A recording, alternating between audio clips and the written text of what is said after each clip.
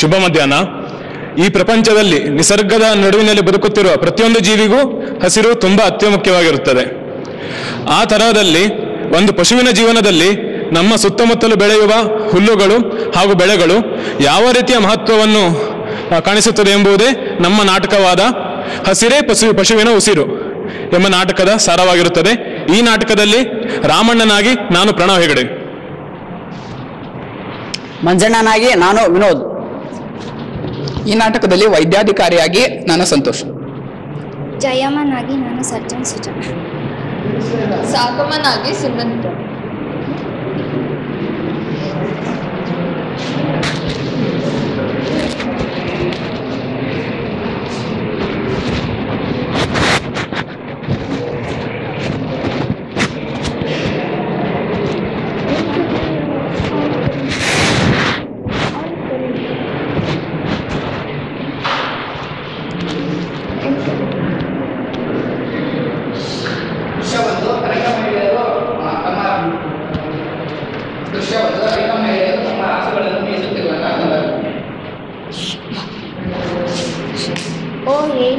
ಏನ್ ಸಾಕಮ್ಮ ಇವತ್ತು ಮನೆ ಬಿಡೋದು ತಡ ಆದಂಗದೆ ನಾನು ಬಂದು ಸಾನೆ ಟೈಮ್ ಆಯ್ತು.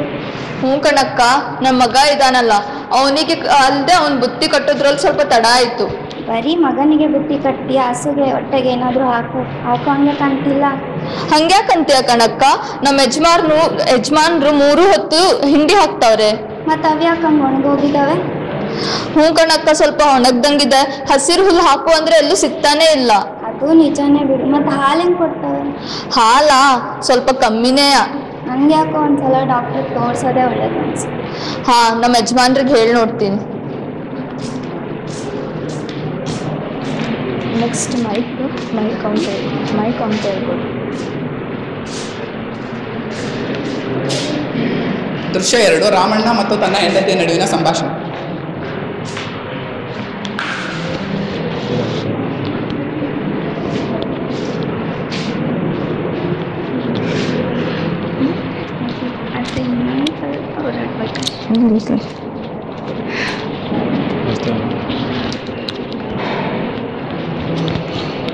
ಕೈಯೆಲ್ಲ ನಡುತ್ತಿದ್ದೆ.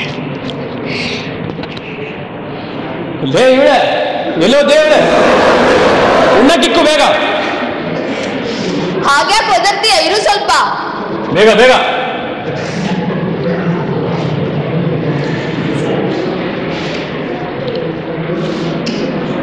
ಏನೇ ಇದು? ಯಾವ ಸೀಮೆ ಪಲ್ಯನೇ ಇದು? ರುಚಿನೇ ಇಲ್ವಲ್ಲೇ? ಹ್ಞೂ, 3 ಹೊತ್ತು ಬರೀ ಊಟನೇ ಅಂತ ಇರು. ಸ್ವಲ್ಪ ಹಸುಗಳನ್ನು ನೋಡು ಹೋಗು, ಅವಕ್ಕೇನಾಗಿದೆ ಅಂತ ಹೇಳಿ ನೋಡು. ದಿನ ಸೊರಗ್ತಾ ಇದ್ದಾವೆ. ಅವಕ್ಕೇನಾದ್ರೂ ಆದ್ರೆ ನಮ್ ಗತಿ ಹೇಗೆ ಹೇಳು? ನಮ್ಮ ಹೊಟ್ಟೆ ಪಾಡಿಗೆ ತಣ್ಣೀರ್ ಪಟ್ಟಿನ ಗತಿ ಹಾಗಿದ್ರೆ. ನೆಮ್ಮದಿಯಾಗಿ ಊಟ ಮಾಡ್ಲಿಕ್ಕೂ ಬಿಡಲ್ಲ ಇವಳು. ಬೆಳಗ್ಗೆ ಶುರು ಹಚ್ಕೊಂಡು ಲೋ, ಅವಕ್ಕಗಳನ್ನ ನೋಡು. ಅವಕ್ಕೇನಾದ್ರೂ ಆಗಿದೆನಾ ನೋಡು, ರೋಗ ರುಚಿನ ಬಂದಿದೆನಾ ನೋಡು. ಡಾಕ್ಟರಿಗೆ ಹೋಗಿ ಕೇಳ್ಕೊ ಅಲ್ವಾ ಒಂದ್ಸಲ. ಆಯ್ತು ಬಿಡು, ಇವತ್ತು ಸಂಜೆನೆ ಡಾಕ್ಟರ್ನ ಕರೆಸ್ತೀನಿ. ಹಾ, ಹಾಗೆ ಮಾಡು.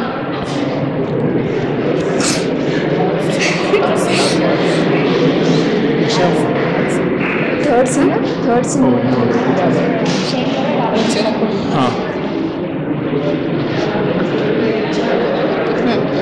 ದೃಶ್ಯ 3, ಡಾಕ್ಟರ್ ಹಾಗೂ ರಾಮಣ್ಣನ ಮಧ್ಯೆ ಸಂಭಾಷಣೆ.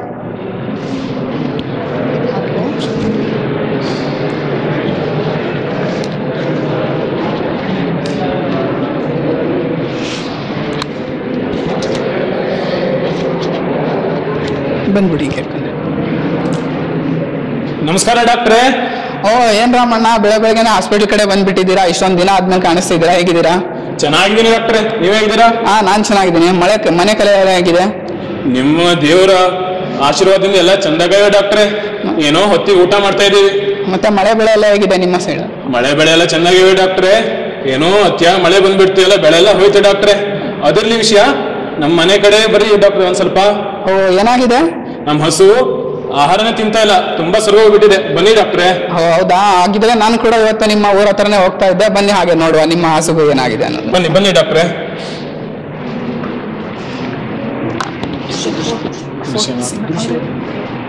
ಇರ್ಲಿ, ಹೋಗಿ ನೀವು ಹೋಗ್ತಾ ಇರ.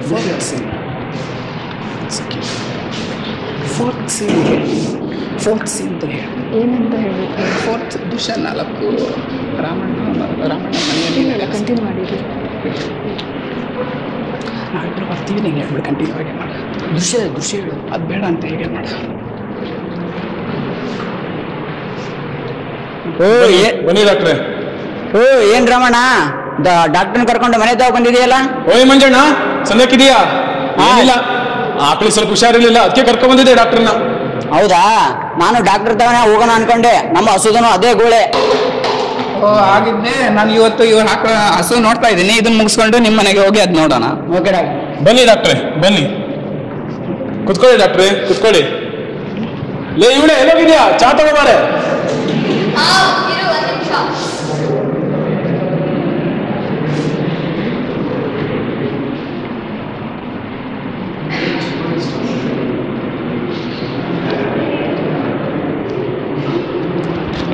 ಸರಿ ರಾಮಣ್ಣ, ಆಯ್ತು ಬನ್ನಿ. ಅದೇನೋ ಹಸು ಹುಷಾರಿಲ್ಲ ಅಂತಿದ್ರಲ್ಲ, ಅದು ನೋಡೋಣ ಹೇಗಾಗಿದೆ ಅದು. ಬನ್ನಿ ಡಾಕ್ಟ್ರೆ, ಕೊಟ್ಟಿಗೆ ತಗೋ ಬನ್ನಿ. ಬನ್ನಿ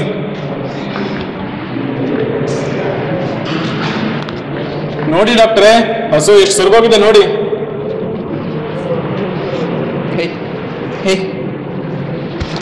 ರಾಮಣ್ಣ, ನಿಮ್ಮ ಹಸು ನೋಡ್ತಾ ಇದ್ರೆ ಅದಕ್ಕೆ ಸಮತೋಲನ ಆಹಾರನೇ ನೀವು ಹಾಕ್ತಾ ಇಲ್ಲ ಅಂತ ಕಾಣಿಸುತ್ತೆ. ತುಂಬಾ ಸ್ವರ್ಗೋಗ್ಬಿಟ್ಟಿದೆ ಅದು. ಸಮತೋಲನ ಆಹಾರವಾ? ಹಾಗಂದ್ರೆ ಏನು ಡಾಕ್ಟ್ರೆ? ಮನುಷ್ಯರಿಗೆ ಯಾವ ರೀತಿ ಆಹಾರದಲ್ಲಿ ಎಲ್ಲಾ ಪೋಷಕಾಂಶಗಳ ಅವಶ್ಯಕತೆ ಇರುತ್ತೋ ಅದೇ ರೀತಿ ನಾವು ಪ್ರಾಣಿಗಳಿಗೆ, ಹಸುಗಳಿಗೆ ಕೊಡುವಂತ ಆಹಾರದಲ್ಲೂ ಕೂಡ ಪೋಷಕಾಂಶಗಳು ಅವಶ್ಯಕವಾಗುತ್ತೆ. ಅದನ್ನೆಲ್ಲ ಸರಿಯಾದ ಪ್ರಮಾಣದಲ್ಲಿ ಹೊಂದಿರುವಂತ ಆಹಾರ ಸಮತೋಲನ ಆಹಾರ ಅಂತ ಆಗುತ್ತೆ. ಅರ್ಥ ಆಯ್ತು ಡಾಕ್ಟ್ರೆ. ಈ ಸಮತೋಲನ ಆಹಾರ ಅಂತ ಅಂದ್ರಲ್ಲ, ಎಷ್ಟು ಕೊಡ್ಬೇಕಲ್ಲ ಡಾಕ್ಟ್ರೆ? ಈ ಸಮತೋಲನ ಆಹಾರವನ್ನ ಸುಮಾರು ಒಂದು ಹಸುವಿನ ಬಗ್ಗೆ ಹೇಳೋದಾದ್ರೆ ನಿಮ್ಗೆ ಅರ್ಥ ಆಗೋ ರೀತಿ ಹೇಳ್ಬೇಕಂದ್ರೆ, ಒಂದು ಹಸು ಇರುತ್ತಲ್ಲ ಅದು 300 ರಿಂದ 350 kg ಇರುತ್ತೆ ಅಂತ ಹೇಳೋದಾದ್ರೆ, ಅದು ಒಂದ್ ದಿನಕ್ಕೆ 10 ರಿಂದ 12 kg ಅಷ್ಟು ಊಟ ತಿನ್ನುತ್ತೆ. ಅಷ್ಟು ನಾವು ಆಹಾರವನ್ನು ಸರಿಯಾದ ಪ್ರಮಾಣದಲ್ಲಿ ಅದಕ್ಕೆ ನಾವು ಒದಗಿಸ್ಬೇಕು. ಅರ್ಥ ಆಯ್ತು ಡಾಕ್ಟ್ರೆ. ಈ ನಾವು ಒಣ ಮೇವು ಮತ್ತು ಹಸಿ ಹುಲ್ಲು ಹೇಗೆ ಹಾಕ್ಬೇಕು ಡಾಕ್ಟ್ರೆ? ಇವಾಗ ಹೇಳೋದಂದ್ರೆ, 1 kg ಒಂದು ಹಸು ಸುಮಾರು ದಿನಕ್ಕೆ 10 kg ಅಷ್ಟು ಹುಲ್ಲು ತಿಂದ್ರೆ ಅದ್ರ 10 kg ಅಲ್ಲಿ 3 kg ಅಷ್ಟು ಒಣ ಮೇವು, ಇನ್ನ 3 kg ಅಷ್ಟು ಹಸಿ ಮೇವು, ಇನ್ನ 3 kg ಅಷ್ಟು ದಾನಿ ಮಿಶ್ರಣವನ್ನು ನಾವು ಹಸುಗೆ ಕೊಡಬೇಕು. ಆಯ್ತು ಡಾಕ್ಟ್ರೆ. ಈ ದಾಣಿ ಮಿಶ್ರಣ ಹಿಂಡಿ ಅಂತ ಅಂದ್ರಲ್ರಿ, ಅದೇ ಕೊಡೋದು? ಹಿಂಡಿ ಕೊಡೋದು ಹಸುವಿಗೆ ತುಂಬಾ ಅತಿಯಾದ ಮುಖ್ಯವಾದಂತ ಪಾತ್ರ ವಹಿಸುತ್ತದೆ. ಏನಕ್ಕಂದ್ರೆ ಹಸುವಿನ ಹಾಲಿನ ಉತ್ಪಾದನೆಗೆ ಮತ್ತು ಹಸುವಿನ ದೇಹದ ಬೆಳವಣಿಗೆಗೆ ಹಿಂಡಿ ಕೊಡೋದು ಅತಿ ಮುಖ್ಯವಾದಂತ ಅದು ಪಾತ್ರವನ್ನು ನಿರ್ವಹಿಸುತ್ತದೆ ಹಿಂಡಿ. ಅದರಲ್ಲಿ ಹಸುವಿಗೆ ಸುಮಾರು 10 ಲೀಟರ್ ಹಾಲು ಕೊಡ್ತಾ ಇದೆ ಅಂದ್ರೆ, ನಿಮ್ಮ ಹಸುಗಳು ಇವಾಗೆಲ್ಲ 8-9 ಲೀಟರ್ ಹಾಲು ಕೊಡ್ತಾ ಇದ್ದಾವೆ.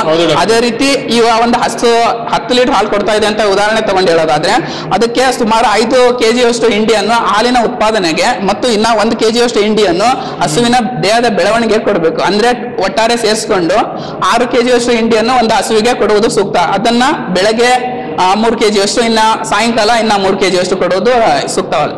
ಆಯ್ತು ಡಾಕ್ಟ್ರೆ. ಈ ಹುಲ್ಲಿನಲ್ಲಿ ಎಲ್ಲಾ ಹುಲ್ಲು ಹಾಕ್ಬೋದಾ ಡಾಕ್ಟ್ರೆ? ಈ ಹುಲ್ಲಿನ ಬಗ್ಗೆ ಹೇಳ್ಬೇಕಾದ್ರೆ, ನಾವು ಹಸಿರು ಹುಲ್ಲನ್ನ ಹಸುಗೆ ವರ್ಷದ 350 ದಿನಗಳು ಇರುತ್ತಲ್ಲ, ಎಲ್ಲಾ ದಿನಗಳು ಕೂಡ ಹಸಿರು ಹುಲ್ಲು ಸಿಗುವ ರೀತಿಯಾಗಿ ನೋಡ್ಕೋಬೇಕು. ಅದೇ ರೀತಿ ಈ ಹುಲ್ಲಿನ ಬಗ್ಗೆ ಹೇಳೋದಾದ್ರೆ, ಹುಲ್ಲಿನಲ್ಲಿ ವಾರ್ಷಿಕ ಮತ್ತು ಬಹುವಾರ್ಷಿಕ ಅಂತ ಇರುತ್ತೆ. ವಾರ್ಷಿಕ ಹುಲ್ಲುಗಳು ಅಂದ್ರೆ ವರ್ಷದಲ್ಲಿ ಬರೋಂಥವು, ಇನ್ನು ಬಹುವಾರ್ಷಿಕ ಅಂದ್ರೆ ತುಂಬಾ ವರ್ಷಗಳ ತನಕ ಅವುಗಳನ್ನ ಮತ್ತೆ ನಾವು ಅದರಿಂದ ಪಡ್ಕೋತಾ ಇರ್ಬೋದು. ಏಕದಳ ದ್ವಿದಳ ಅಂತ ಹೇಳೋದಾದ್ರೆ, ಏಕದಳದಲ್ಲಿ ಸಜ್ಜೆ ಮತ್ತು ಮೇವಿನ ಜೋಳ ಮುಂತಾದವುಗಳು ಬರುತ್ತೆ. ದ್ವಿದಳದಲ್ಲಿ ಅವರೇ, ಶೇಂಗಾ ಇಂಥ ಮುಂತಾದವುಗಳು ಬರುತ್ತೆ. ಅತಿ ಮುಖ್ಯವಾದಂತ ಹುಲ್ಲುಗಳು ಅಂದ್ರೆ ಇವಾಗ ಹೈಬ್ರಿಡ್ ನೇಪಿಯರ್ ಮತ್ತೆ ಪ್ಯಾರಾ ಮತ್ತೆ ಗಿನಿ ಹುಲ್ಲು, ಇವುಗಳಲ್ಲಿ ಸೂಕ್ತವಾದ ಪೋಷಕಾಂಶಗಳು ಇರೋದ್ರಿಂದ ಆ ಹುಲ್ಲುಗಳನ್ನ ದನಗಳಿಗೆ ಕೊಡೋದು ಅತಿ ಸೂಕ್ತವಾಗಿ. ಇದೆಲ್ಲ ತುಂಬಾ ಖರ್ಚು ಬೀಳುತ್ತಲ್ಲ ಡಾಕ್ಟ್ರೆ? ನಮ್ಮಂತ ಬಡ ರೈತರು ಯಾವ ತರ ಮಾಡೋದು ಡಾಕ್ಟ್ರೆ? ಅಲ್ಲ ರಾಮಣ್ಣ, ಖರ್ಚು ಬರುತ್ತೆ ಅಂತ ಮನುಷ್ಯರು ಆಹಾರ ಊಟ ಮಾಡ್ತಿರ್ತಾರೆ, ಊಟದಲ್ಲೂ ಖರ್ಚು ಬರುತ್ತೆ ಅಂತ ನಾವು ಊಟ ಮಾಡದೇ ಇರಕ್ಕಾಗತ್ತಾ? ಅದೇ ರೀತಿ ರಾಸುಗಳನ್ನ ನಾವು ನೋಡ್ಕೊಂತಿದೀವಿ ಅಂದ್ರೆ ಅದುಗಳು ನಮ್ಮ ಜವಾಬ್ದಾರಿ, ನಾವು ಅದನ್ನ ಸರಿಯಾಗಿ ನಿಭಾಯಿಸ್ಬೇಕು. ಅದೇ ರೀತಿ ಖರ್ಚು ಬರುತ್ತೆ ಅಂತ ಅದಕ್ಕೆ ಸರಿಯಾದ ರೀತಿ ಆಹಾರ ಕೊಡದೇ ಇರಕ್ಕಾಗಲ್ಲ. ನಾವು ಅದನ್ನ ನಮ್ಮ ಜವಾಬ್ದಾರಿನ ನಾವು ಸರಿಯಾಗಿ ನಿರ್ವಹಿಸ್ಬೇಕಾಗತ್ತೆ. ನೀವು ಹೇಳುದು ಸರಿ ಡಾಕ್ಟ್ರೆ. ಡಾಕ್ಟ್ರೆ, ನಾವು ಎಲ್ಲ ಬೆಳೆನೂ ಹಾಕ್ಬೋದಾ? ಬೆಳೆಗಳಲ್ಲಿ ಹೇಳ್ಬೇಕಾದ್ರೆ ನೀವು ಈ ಪ್ಯಾರಾ ನೇಪಿಯರ್ ಮತ್ತೆ ಇದು ಹೈಬ್ರಿಡ್ ನೇಪಿಯರ್ ಬರುತ್ತಲ್ಲ, ಪ್ಯಾರಾ ನೇಪಿಯರ್, ಇವುಗಳನ್ನ ನಿಮ್ಮ ಹೊಲಗಳ ಬದುಗಳಲ್ಲಿ ಹಾಕಿ ಬೆಳೆಸಬಹುದು. ಈ ಮರಗಳು, ಸುಬಾಬಲು, ಅಗಸೆ ಮತ್ತು ಹಲವಾಣ ಮುಂತಾದ ಮರಗಳು ಬರುತ್ತಲ್ಲ, ಇವುಗಳನ್ನು ಕೂಡ ಬದುಗಳಿಗೆ ಬೆಳೆಸಿ ಅದನ್ನ ತಗೊಂಡ್ಬಂದು ಹುಲ್ಲು ಆಗಿ ಕೊಡಬಹುದು ಅದಕ್ಕೆ ದನಕರುಗಳಿಗೆ. ಆಯ್ತು ಡಾಕ್ಟ್ರೆ, ನೀವು ಹೇಳಿದಾಗೆ ಮಾಡ್ತೀನಿ ಡಾಕ್ಟ್ರೆ. ಓಕೆ ರಾಮಣ್ಣ, ಹಾಗೆ ಮಾಡು. ಆಯ್ತು ಡಾಕ್ಟ್ರೆ, ಬನ್ನಿ ಡಾಕ್ಟ್ರೆ.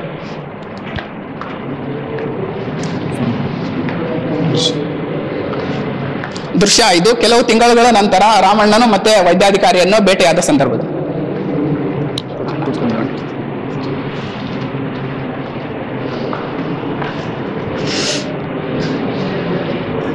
ಓ ನಮಸ್ಕಾರ ರಾಮಣ್ಣ, ಏನು ಮತ್ತೆ ಹಾಸ್ಪಿಟಲ್ ಕಡೆ ಬರ್ತಾ ಇದೆಯಾ? ನಮಸ್ಕಾರ ಡಾಕ್ಟ್ರೆ. ಹಾ ಚೆನ್ನಾಗಿ. ನಮಸ್ಕಾರ ನಮಸ್ಕಾರ, ನಾನು ಚೆನ್ನಾಗಿದ್ದೀನಿ, ನೀವು ಚೆನ್ನಾಗಿದ್ದೀರಾ? ಹಾ ಚೆನ್ನಾಗಿದ್ದೀನಿ ಡಾಕ್ಟ್ರೆ. ಈಗ ಹಾಗೆ ಮಾಡಿದೀನಿ. ಈಗ ನಮ್ಮ ಹಸು ನಿಮ್ಮ ದಯದಿಂದ ಹೆಚ್ಚಾಗಿ ಕೊಡ್ತಾ ಇದೆ. ಇಲ್ಲ ಇಲ್ಲ, ಅದರಲ್ಲಿ ನನ್ನದೇನು ಪಾತ್ರ ಇಲ್ಲ. ನಾನು ವೈದ್ಯಾಧಿಕಾರಿಯಾಗಿ ಹಸುವಿಗೆ ಚಿಕಿತ್ಸೆ ಕೊಡೋದು ಮಾತ್ರ ನನ್ನ ಕರ್ತವ್ಯ, ಅದನ್ನ ನಾನು ನಿರ್ವಹಿಸಿದ್ದೇನೆ. ಮಿಕ್ಕಿರೋದೆಲ್ಲ ನಿಮ್ಮ ಪಾತ್ರನೇ, ಅದನ್ನ ನೀವು ಮಾಡಿರೋದ್ರಿಂದ ನಿಮ್ಮ ಹಸು ಆರೋಗ್ಯಕರವಾಗಿ. ಆಯ್ತು, ಧನ್ಯವಾದಗಳು ಡಾಕ್ಟರ್. ಲಾಸ್ಟ್ ಧನ್ಯವಾದಗಳು.